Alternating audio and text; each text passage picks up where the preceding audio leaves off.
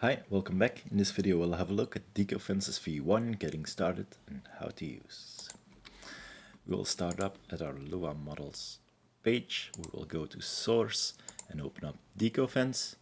We will copy the whole file and then we will move over to our map in GE. Over here at the top in window we have our script editor. Let's close the shared scripts and these scripts for now. Let's right click the user scripts and create new script. Let's call this one Deco Fence. We will select everything and delete and paste in the script we just copied. If we save this, an icon should show up here and we can maybe already add this to a script bar. When we save, our icon should show up over here. Now our script is imported. With nothing selected, we can just press the script and it will ask if we want to import a template. We'll say yes for now to show how it works. We can select any of those fences. Those are the base game fences. And it will import a fence over there with some templates and a spline. Now to generate the fence we can just press the button again and it should generate the fence we have selected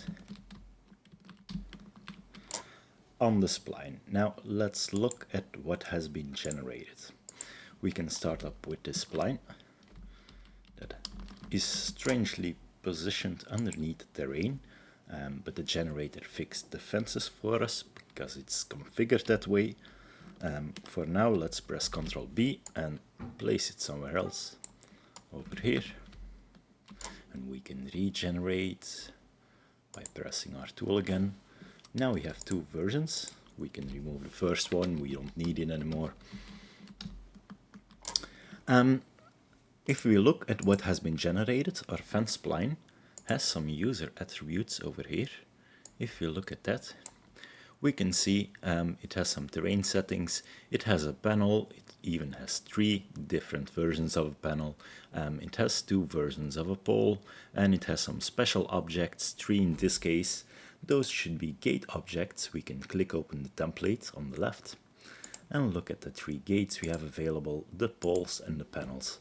So if we look at the generated objects, we should see our 3 gates over here.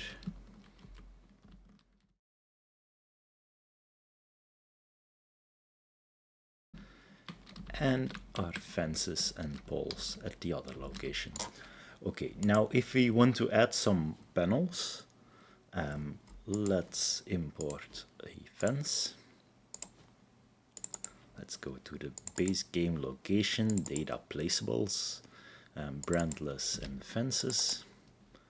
Let's pick, for example, this fence. We can copy the panels in here.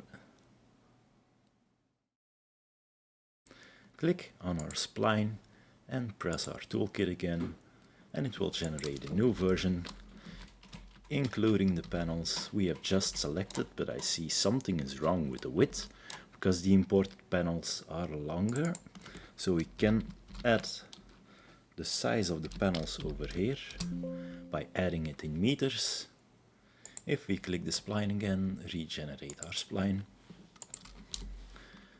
This already looks better, but still a bit wrong. Let's look at what's happening. This is a pole, the panel, and then it's still too short. So let's make this 6 and regenerate. Still not looking correct. Are we doing the right thing? No, we are not. We are changing the width on the pole.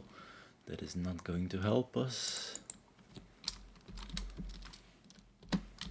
Let's do this one. And regenerate. Almost there, but this probably is only 3. Last try. And then we are there. and our no panels are included.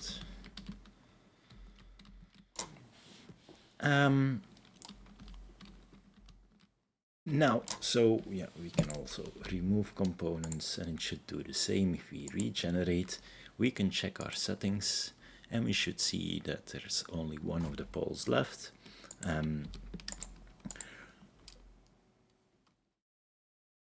Next up, this is our spline. Now it's still the pre-generated spline, so if we select our world and press the left and right arrow keys, we can switch to between the points, and we're just going to delete all the points until we have only 2 left. We will press Ctrl B and click somewhere and press insert to draw our new fence. Ctrl B, insert, insert. Because of course we want our fence to be this shape that our field has. So we're just going to draw this out.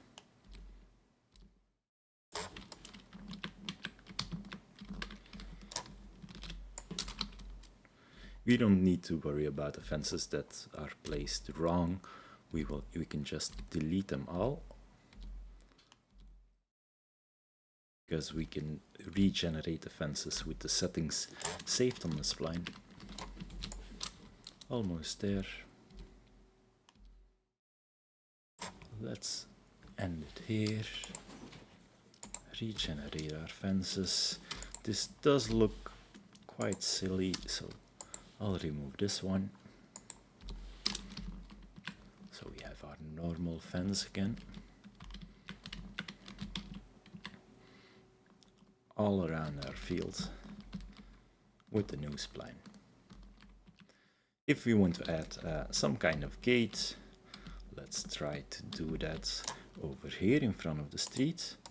Let's look, we already have a gate over here because it's going to be included from here. So the first one, let's select our spline, go to user attributes. So the gates are the special objects. The first one is located at 0.5. This one, the offset goes from 0 to 1. So the start is 0 and all the way down the spline at the end is 1. So at half that should be around here somewhere, or maybe this one. So our 6 meter one is this one. Let's move it to about 0.15. I'm looking to have it over here somewhere. We can just try to generate it and see where it goes. It's over here, so maybe a little bit further. Go back to my user attributes. Let's place it over here, regenerate. And now we have our gate at where we want it, at the roadside. So that's it for one spline. Now, of course, we can duplicate the spline, place it over here somewhere. Again, go through our spline points, delete everything maybe. And we'll just go in the other direction.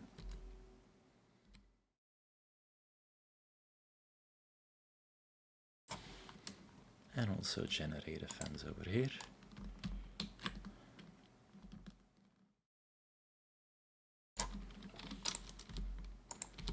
We can also always regenerate everything. And this is the side and this is the front. Because they both have their own user attributes, we can select them both, press our Deco Fence generator again, and this one has the fence over here, the gate, and this one has the gates over here. That looks great. If I don't want them, maybe over here I don't want the second and the third gate, I can disconnect from the template first, and let's remove the second and the third gate and only keep the first one. Let's regenerate this one. Now we can remove the old one. And when we have the new one, we only have the gate over here. Let's move that one back up over here. back to this one. The offset of the special one, let's put that maybe over here.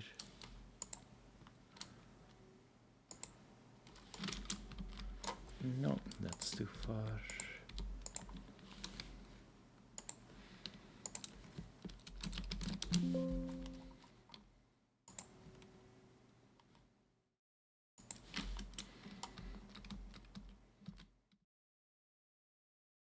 Yeah, that looks okay. So now we have our template, we have our two splines that make our complete fence.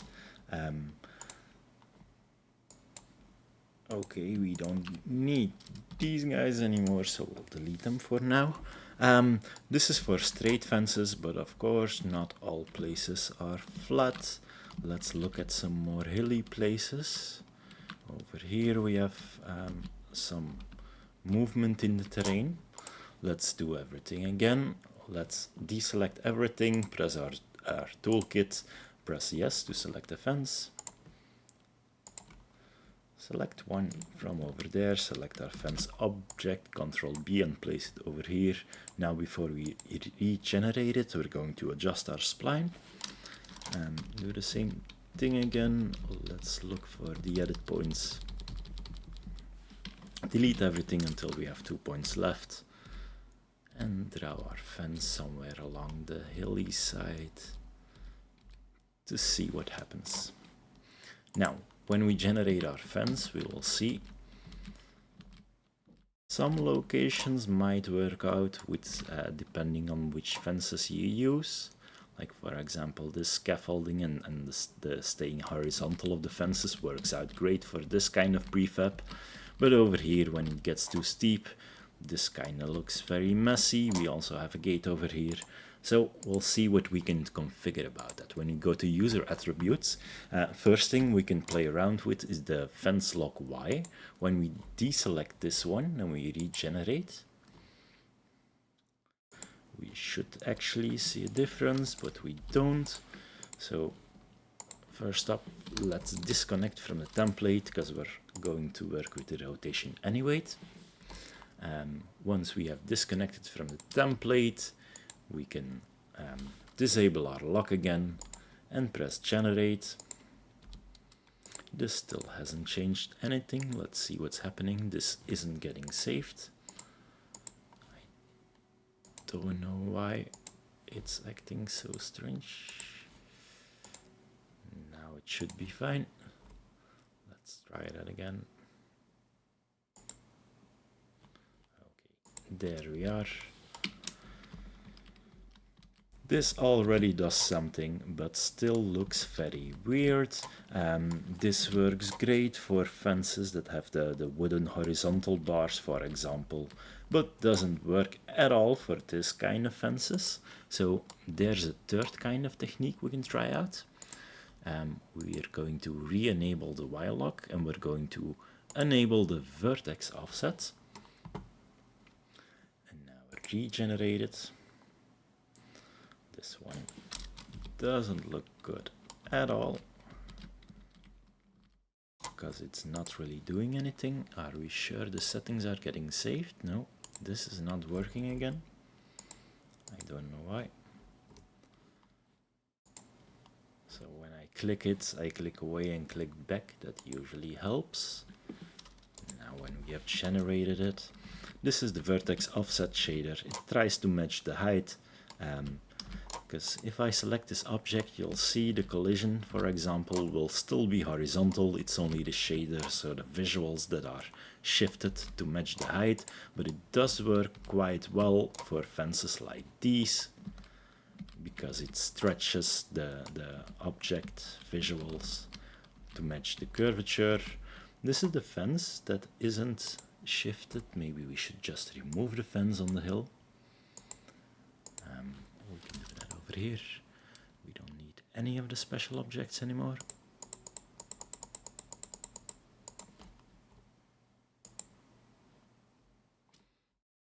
Generate. We also lost our vertex shader. So we're going out.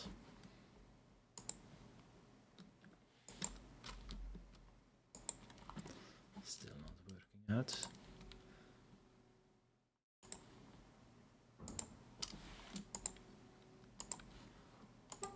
So now it's saved.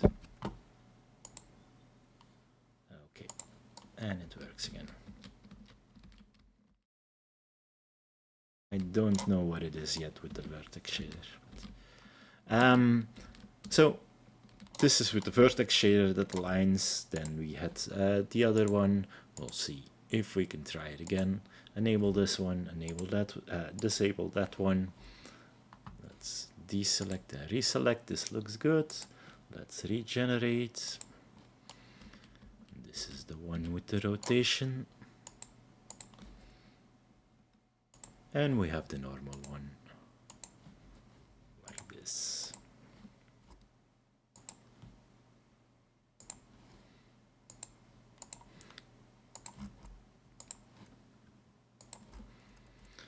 So those are the three options you have for the hills, or configuring the rotation to match the hills to make that look better. Now let's, instead of using the built-in templates, let's start from our own spline. So let's draw something over here. Let's say we already have this spline.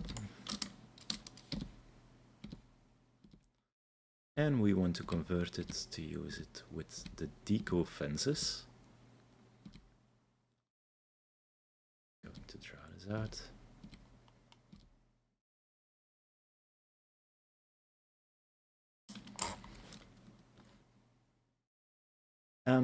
With the spline selected, we can press the Deco and it will hide the spline, but it will also add the user attributes, but everything is 0, so when we build something, nothing really happens. So we can select some things. Over here we had a panel. Let's copy the ID over here, go back to our new spline, to user attributes for the panel. We can copy the ID we just copied, and the pole will do the same thing. So user attributes, this can be any objects in the scene, so that should be the pole. Great. Let's run our script again, and now we have a fence. With those objects, let's try something else. If we only want to add the poles, let's create a new spline, place it over here. Maybe also add a new group. Let's call it power poles.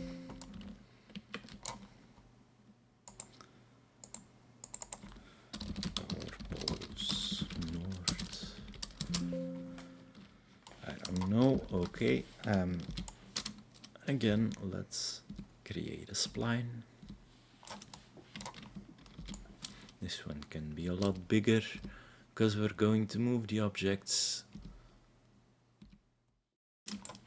much more distance away from each other because they're going to be power poles. Let's try to do it this way.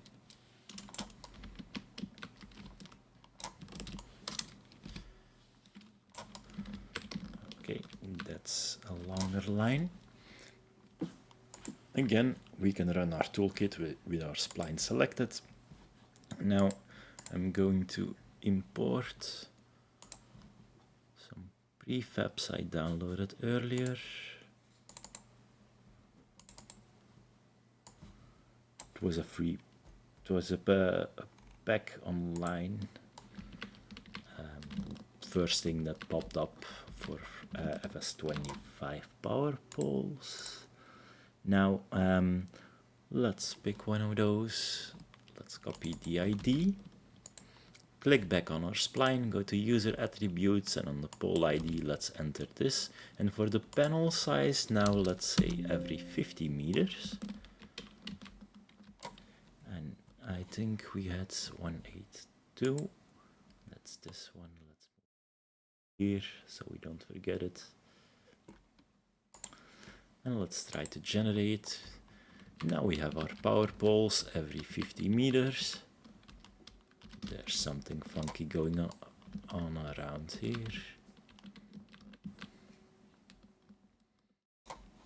I've seen it before, I don't know what this is yet. How are we going to do this? Maybe let's keep it for now, we can always clean it up later.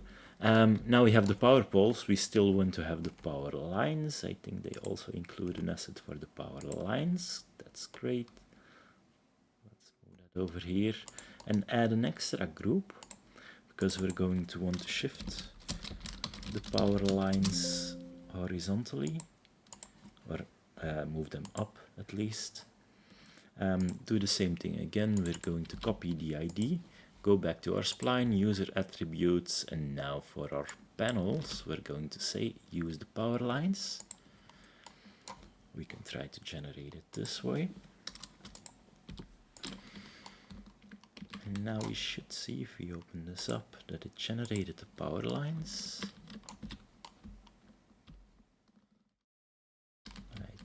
They're too low, so we need to move them up, but we added the extra group object over here. So now when I zoom in on this, we should be able to just drag this up over here somewhere. It's not the exact pole we're using.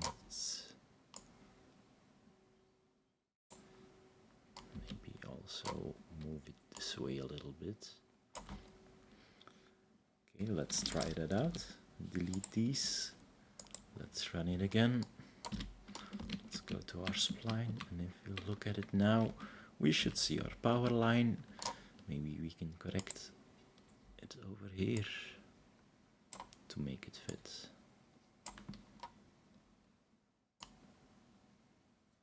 Exactly.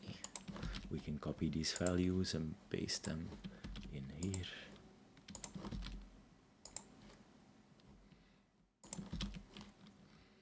And maybe we can also duplicate this one, inverse the x distance. So we have two of those. Let's generate again. Now we have our power lines. Okay, this still looks weird. We know how to fix that with the alignment, so let's just try the while lock. Click on something else, click back and regenerate. See what happens. This already looks a lot better. Not perfect yet, but that's also the prefab, maybe because it's not really centered out.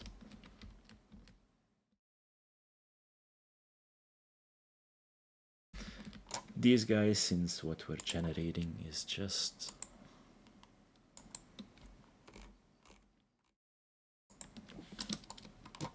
are just objects, we can remove them in here.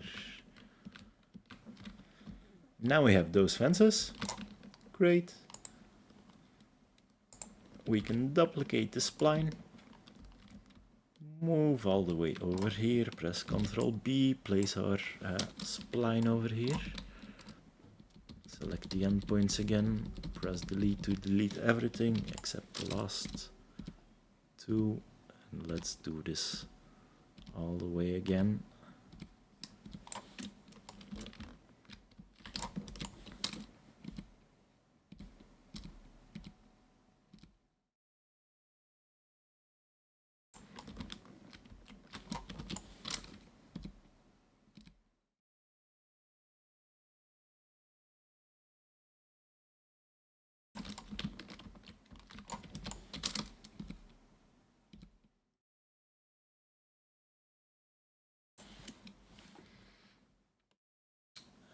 And instead of north, we'll call this central.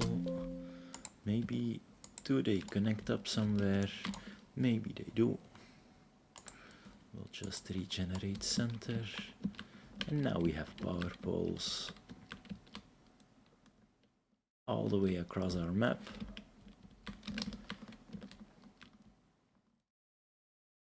They are aligned to terrain over here.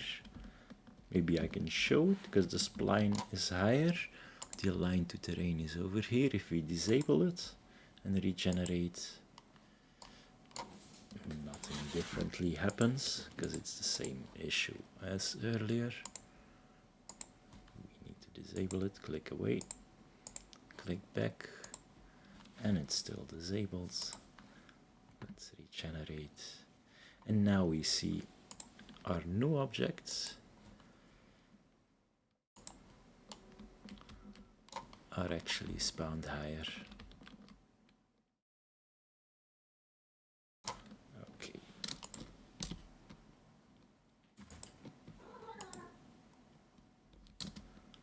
Let's reset that for now.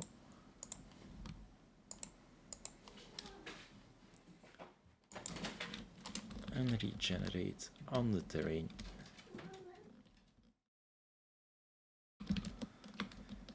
And so that's how we can create power poles, fences, all with the tool. Have fun.